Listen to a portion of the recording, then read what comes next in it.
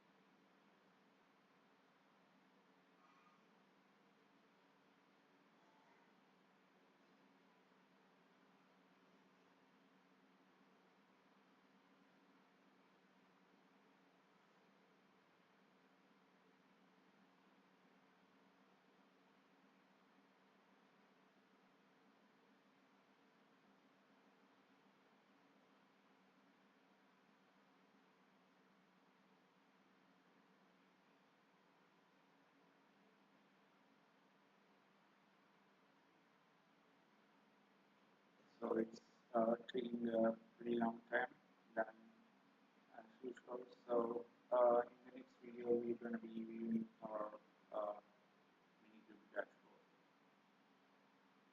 Hopefully, once this gets started.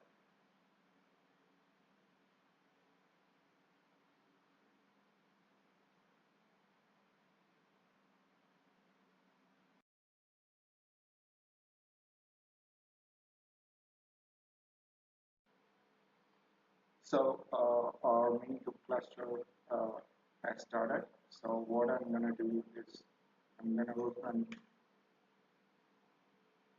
another terminal, or in this case, uh, Ubuntu instance, and I'm going to start our Minikube dashboard.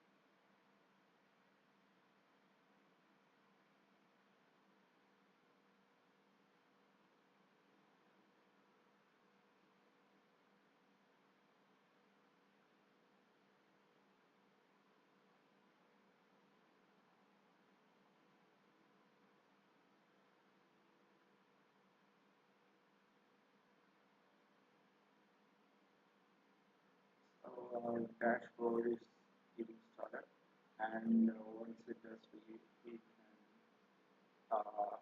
open it in the browser. Yeah. So here we have this link. I'm going to copy and paste it into the browser.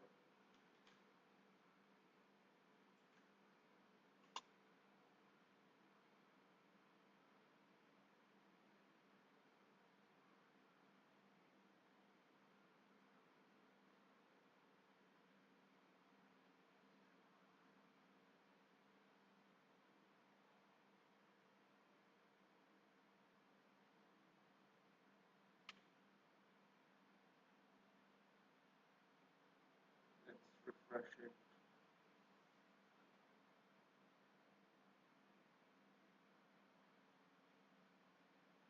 Yep, it's open.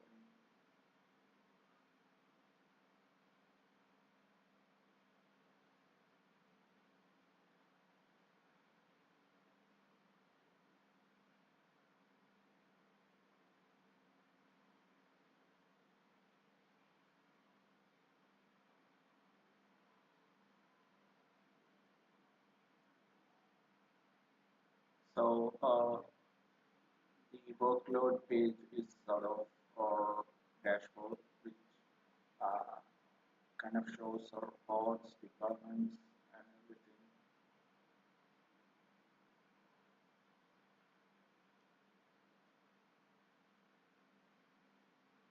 Yep. And as various options, you are open to explore it and get a hold of it. So we started our Kubernetes cluster and also visualized it using our dashboard. Next up, we're gonna mm, use Cyclops UI.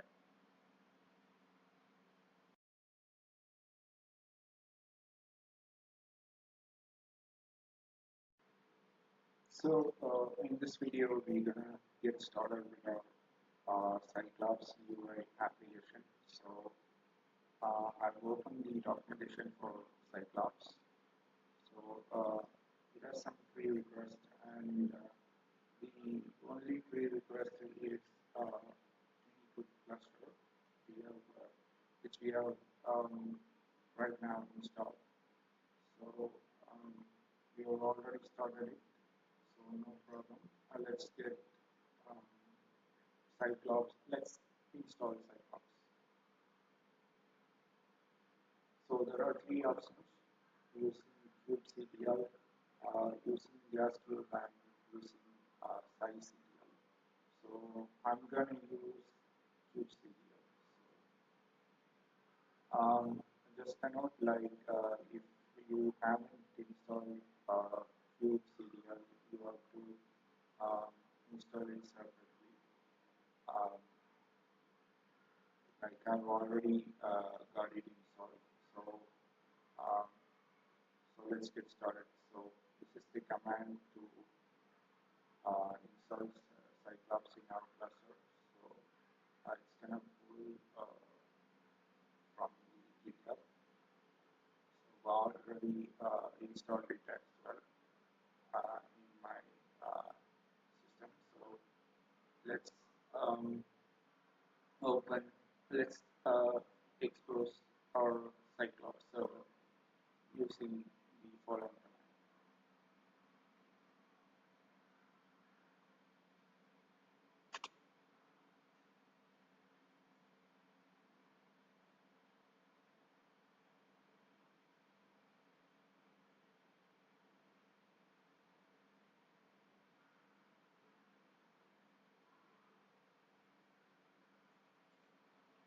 So let's visit Windows 3000.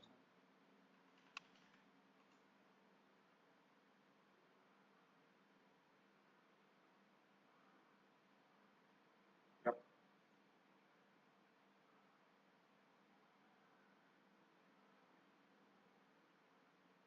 here we go. Yeah, this is our Cyclops UI, which sort of helps in viewing our deployments and everything. So you can navigate to other pages as well, like nodes, templates. Actually, I've already installed a module, demo module. Uh, so let's observe it.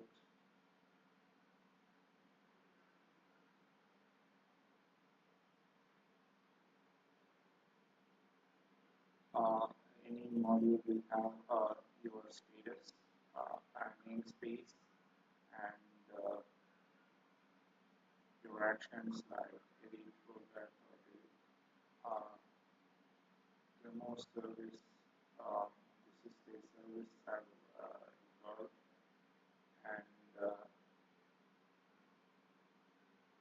and this deployment tab is gonna show me status. Let's you know what? Let's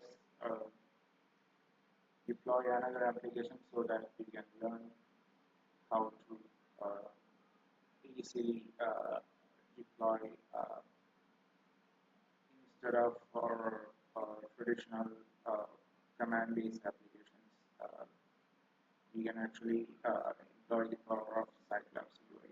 Actually, this is where Cyclops UI has some. It's pretty powerful at this point. So uh, let's get to know that in the next video.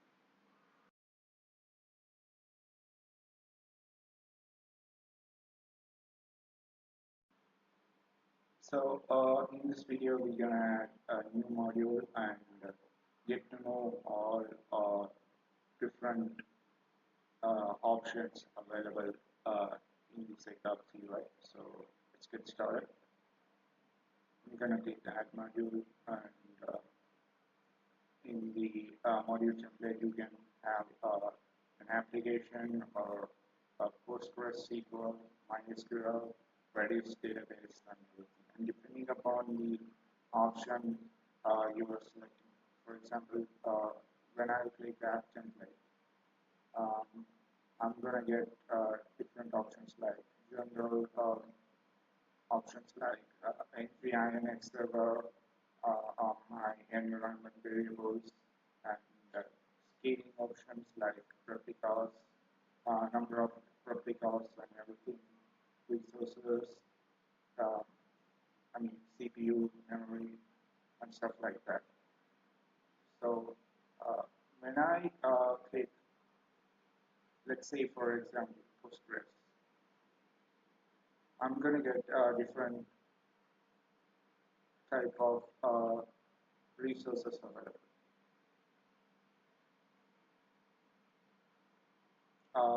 We have a load values from file option, so you can also define an YAML file and load it from there instead of uh, clicking in the UI form. So yeah, we can have an authentication configuration like the database admin user. I can have metrics, persistence, replication, resources, and stuff like that. So in this case, I'm going to use app template. So let's name our test app. I'm going to go with default values for everything. So I'm going to click save.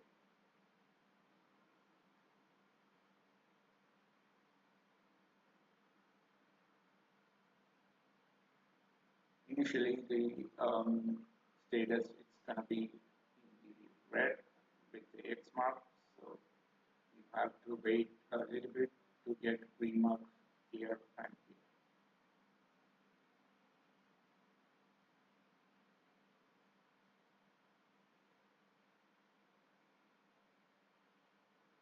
So it's going to take a while.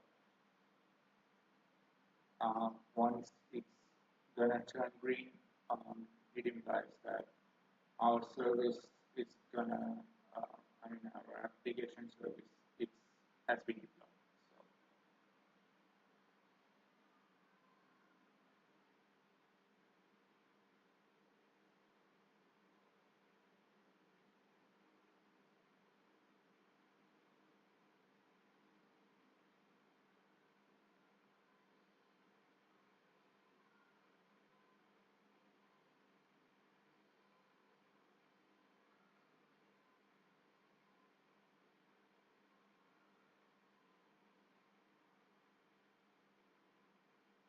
Yep, it has turned green, and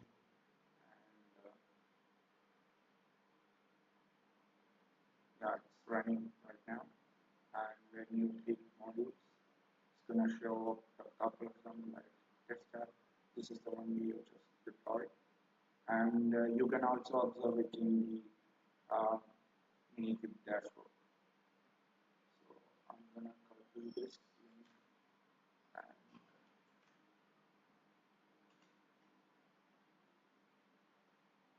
gonna open the Kubernetes dashboard.